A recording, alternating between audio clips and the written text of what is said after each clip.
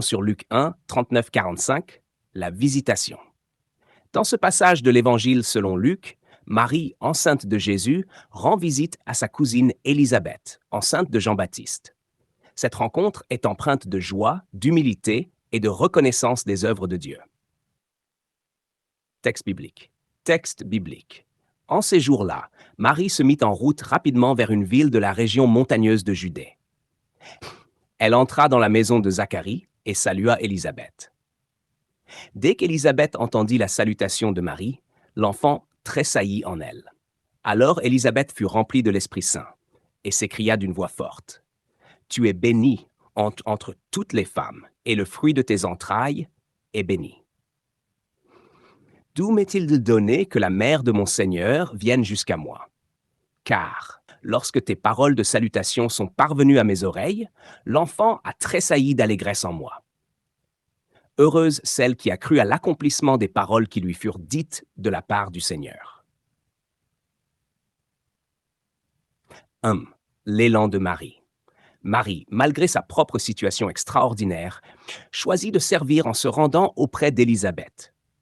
Cela montre une foi active, un amour désintéressé et une disponibilité à répondre aux besoins des autres. Comment dans ma vie puis-je être attentif aux appels des autres, même dans mes propres défis? 2. La joie d'Élisabeth et de Jean-Baptiste. L'enfant dans le sein d'Élisabeth tressaille de joie à la présence de Jésus, même avant sa naissance.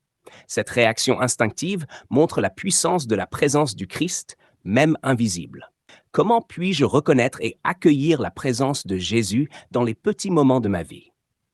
3. L'Esprit Saint à l'œuvre. Élisabeth, remplie de l'Esprit Saint, reconnaît Marie comme la mère de mon Seigneur. Cette proclamation est un acte de foi inspiré.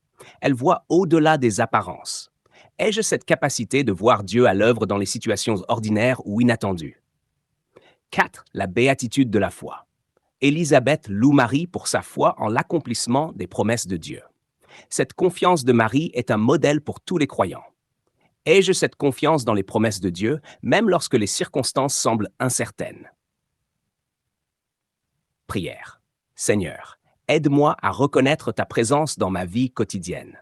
Donne-moi un cœur joyeux et humble, capable de servir comme Marie et de louer tes merveilles comme Élisabeth. Augmente ma foi pour que je puisse croire en tes promesses et t'accueillir avec confiance et amour. Amen.